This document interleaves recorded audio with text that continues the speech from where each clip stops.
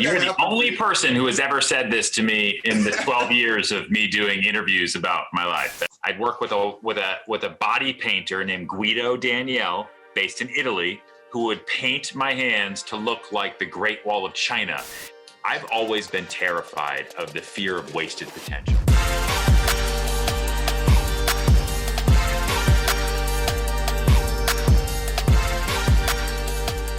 Welcome back to another episode of The Burn. I am Ben Newman, and you know every single week we are bringing you stories of athletes, celebrities, entertainers, authors, individuals in the business world performing at their highest possible level. And you're going to find out really quickly from an individual I'm sure you already know a lot about, Like Serhant. And it's unbelievable what he has done in his career. Just came out with his new book, Big Money Energy. He has been featured in films. He's been featured on the big screen $1 million listing of New York. His energy, his fire, his passion is incredible. I know you're going to be connected to it. I know it's going to help you connect to your burn. But Ryan, you know what I really wanted to touch on, which is most important to me? We both had short stints as hand models. So I don't know if I've ever shown anybody these hands that were once recognized, but I saw in your bio, which was absolutely awesome. And I've always been attracted just to the passion and fire that you have in your. It's amazing what you've done in the world of real estate, on TV, on the big screen. But when I saw that you had been a hand model, I said, this is my guy. I mean, this is like our long-term connection. So you're the only person who has ever said this to me in the 12 years of me doing interviews about my life. That is, that's great. What did you grace your hands with? So I actually never was paid to be a hand model. For me, it was actually, I went, right, thinking, and obviously your face is the one that's been on the big screen and you're the one who's been able to use that face. For me, I never even got a modeling job, never even got the hand job, but during the interview, you know, they're having me walk around and everything. I'm like 18. And then all of a sudden she looks and she goes, you have beautiful hands. I think you'd make a great hand model. And I don't even think I knew how to respond to it. But how was it for you that you became a hand model? Because I think you did some work doing it. I got paid. It was $150 an hour on average.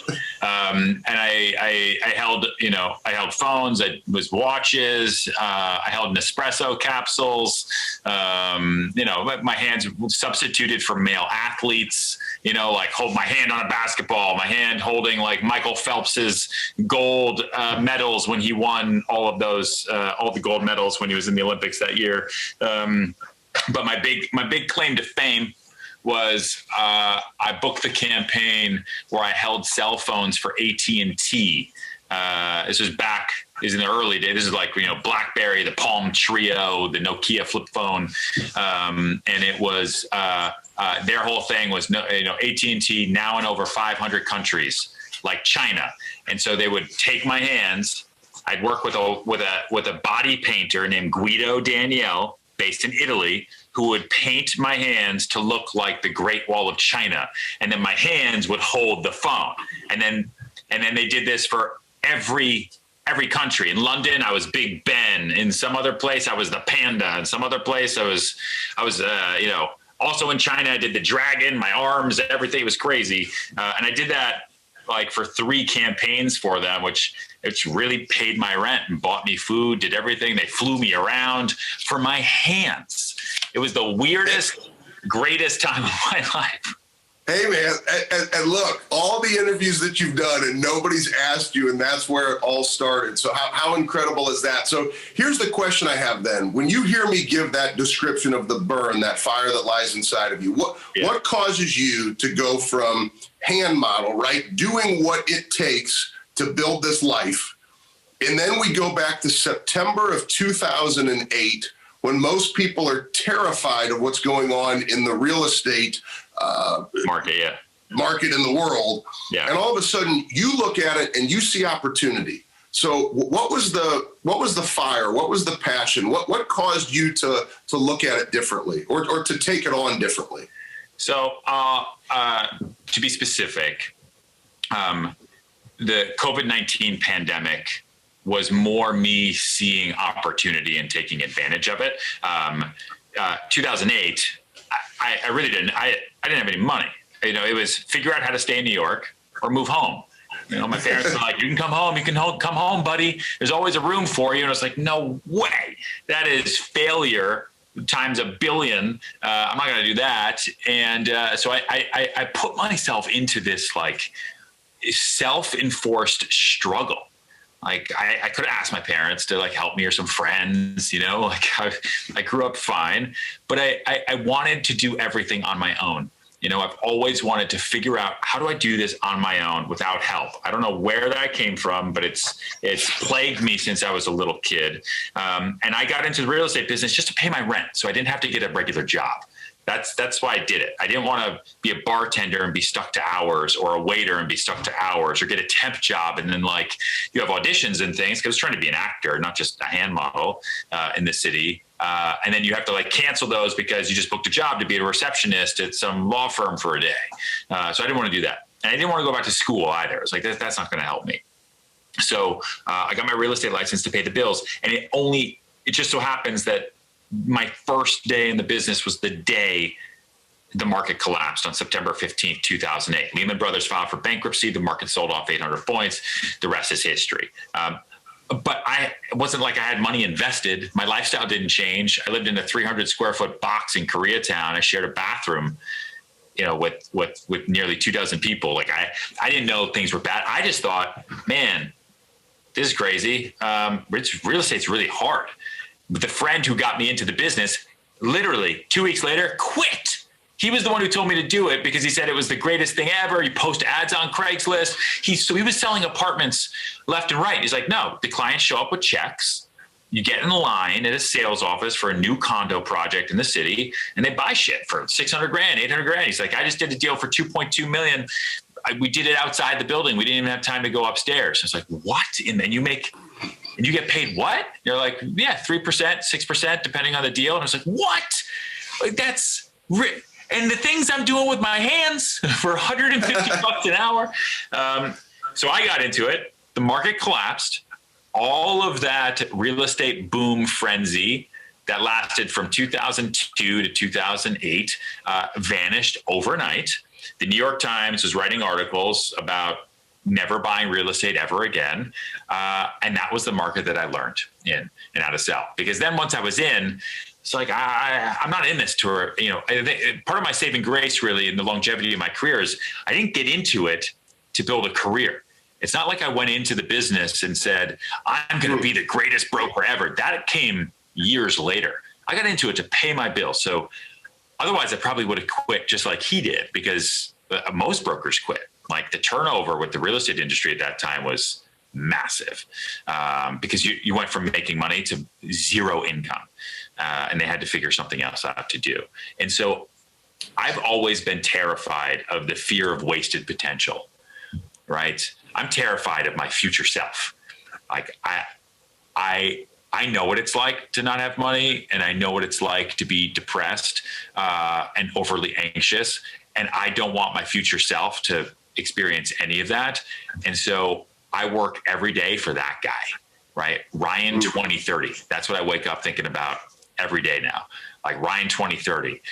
I know I'm tired. I know I slept 3.5 hours, but it's 4 a.m. I'm waking up. I'm going to the gym because I have to. I'm going to the work because Ryan 2030 doesn't give a shit about how I feel today. Right? Just the same way, like I don't care about that day that I was tired in 2010 or 2011. Right? It's over. It's gone. So, there's short-term pain for long-term gain. If I could, because I think this is really important. There's so many people who are struggling with where they are. Yeah. And here, if you pay attention to the timeline of Ryan's story, 12 years later, $4 billion in real estate transactions later, 80 real estate development projects in New York, award-winning projects, teams that have gone on to do extraordinary things. That was in 12 years. And one of the things I love about your energy and your passion, right? You're talking about 2030. It's work with the Alabama football program. I've worked with them for 3 years, right? You win a national championship, like we were just down in Miami. It's another national championship. And the next day, it's not that we're seduced by success, you're ready to get back after it. And so I hope you're hearing what Ryan's saying. It's that internal passion and fire to be an example for you that he's not going to stop fighting to get to that 2030, Ryan. And I can tell you, if we did another interview in 2030, he'd be talking about 2040. And here's something that's interesting, because I really admired this. Your book, Big Money Energy. This was not a book that was written for somebody wanting to get into real estate. I mean, this is work. This is business. This is life. This is for anybody to really inspire them to get after it and to live their best life.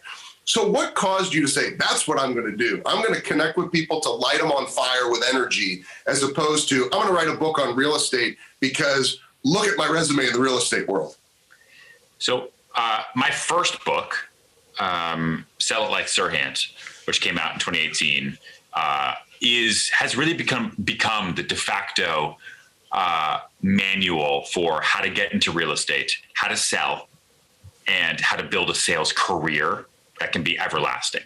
And it took me almost 10 years to put together. And it spawned a spin-off show on Bravo called Sell It Like Serhant, and spawned what is now the largest online real estate sales course, the Sell It Like Serhant course. So that's been huge. But what I didn't realize when putting it together, because I focused so much on the strategy, the tactical nature of what this business is and how to become a great salesperson and really build a great career, is there's one piece missing to all that, right? You can get the toolkit, but if you don't have the confidence to open up that kit and use the hammer and use the screwdriver, then the toolkit's great. It's awesome. You read all about it. You know what to do with it, kind of, but you don't have it within you. You don't have that courage to actually start building that damn house or building that career, building that relationship. And so I got a lot of feedback from people saying, Ryan, your book changed my life. I know how to sell now. I know what to say. I can walk into any room. I get it. I can't open my mouth. My stomach, I have a pit in my stomach. My palms are sweaty. I'm not you, right? The guy in my office, he's too good. I know that I can be better, but I don't know how to be better. And so Big Money Energy is that secret sauce for me. And I didn't think I was going to write another book. I don't really have the time. Right. I lead a real estate firm in New York City. I sell real estate all day long. In 2 minutes from now, actually, I don't know when this is going to air, but I'm closing on the most expensive house in the history of Florida and the second most expensive house in the history of the United States for $140 million. I don't have a whole lot of time to sit there and write books, but I did during quarantine. Quarantine happens, and I'm sitting in New Hampshire because my wife freaked out because we have a baby and her mom lives with us and she helps us with the baby, and she's over 60. And we have a lot of friends who are cops and, et cetera. And they all told us Cuomo's shutting down bridges and tunnels, right? They're going to Will Smith this thing, get out. So we were like, fuck, we got to go. So we left. Things were crazy back then. And we got out, and then I had all this time, and I was talking to my course members, other agents, people all over the world, and everyone was connecting their self-worth to their income. And I remember exactly what that used to feel like, right? When your self-worth should be connected to moments, right? It should be connected to life moments. But if you're so busy overanalyzing how much money you make, and your job, right, and comparing it to others, you're never going to be able to allow yourself to be free enough to create those moments that that'll define your life, that you'll remember, right? And from that came Big Money Energy, which is really big magnetic energy. It's all about for me, how I went from nothing to something, how I came into New York City and was known for being the guy with the young face, but an 80-year-old man's hair. And I would walk down the street looking at the sidewalk because I had become so accustomed to not having confidence in anything that I didn't want to make eye contact with the people. Apparently, this is an exercise I did that I found out because I was just too nervous about their reactions to me. And so I just didn't even make eye contact. It was crazy. So the book is about how to get that confidence. And it's really my blueprint.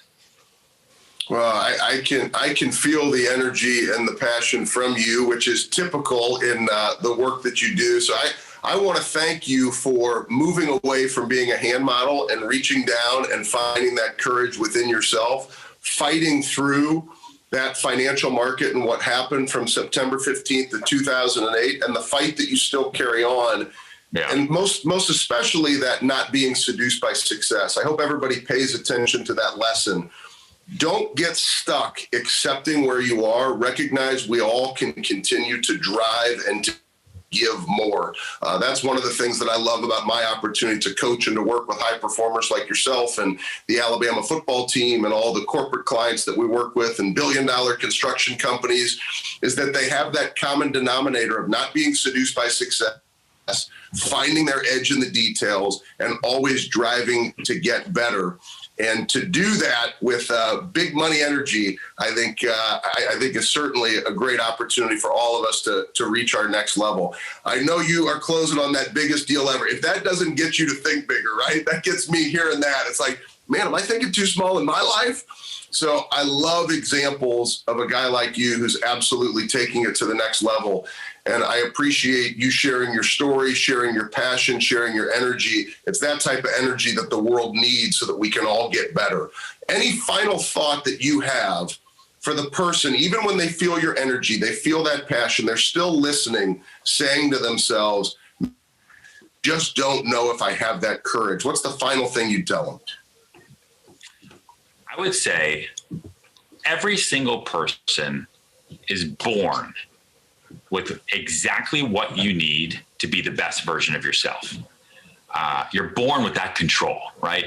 You can cry in an instant, you know, you can laugh in an instant. You pass out like a baby. There's no issues. There's no social construct. There's nothing. You're born with it all. And then slowly but surely, someone takes that control away. Maybe it's parents. Maybe you had total control of yourself, and then your boyfriend screwed it up, your ex-girlfriend or a boss or a teacher told you you weren't good enough. Okay? That's all okay because it happens to all of us. But you have what it takes. You have that raw talent that you can develop into not someone else, fuck someone else. You can develop into the absolute best version of yourself, which if you're still listening to this podcast, that's possibly you. Right. And maybe that's what you want to become and you can do it. And I list it all out, you know, into the book, but it starts with defining who you are and figuring out how you're going to go and get it.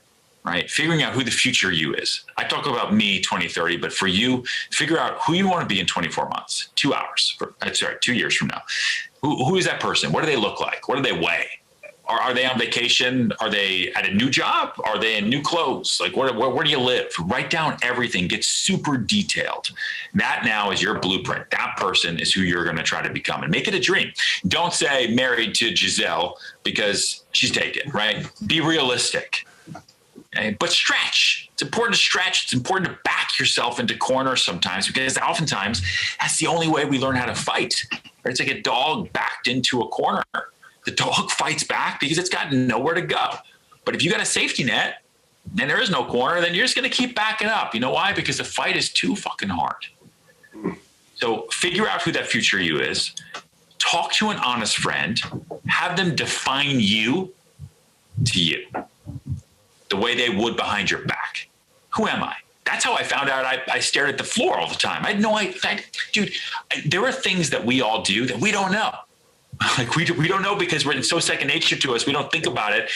And then you realize, wow, the perception that I'm giving off about myself has become my reputation, which has become my personal brand. And it's that I'm a shy, self-conscious, but super nice guy. Is that who I want to die as? And then from there, you start to understand that you can be an opportunist, right? You have the power to make your own magic. And I think for me, my career really took off when I realized I didn't need anyone else to provide me with an opportunity. That's it, right? I'm not waiting on anyone. There's no time. Opportunities are everywhere if you're comfortable with being uncomfortable. I think that's what I'll leave you with. I love it. There's nothing more for me to say other than this is why I love the burn. This is why I love being inspired by guys like you. It's that iron sharpens iron mentality. We can all continue get better, to think different, to push ourselves. And I always say everything you need is already in you. And Ryan, you just hammered home that point. I appreciate your fire. I appreciate your fight. And I appreciate the burn that lies inside of you and you sharing it with us. Make sure that you stay connected with us for the burn every single week. Drop down in the comment here for your prize fighter day. When you think about the things that you're going to learn in big money energy, it ties into those daily disciplines to go achieve what you're going to write down and believe in once Ryan inspires you for that 2-year vision. So Ryan, thank you so much, and look forward to watching you continue to fight your good fight of life. Awesome. You're the man.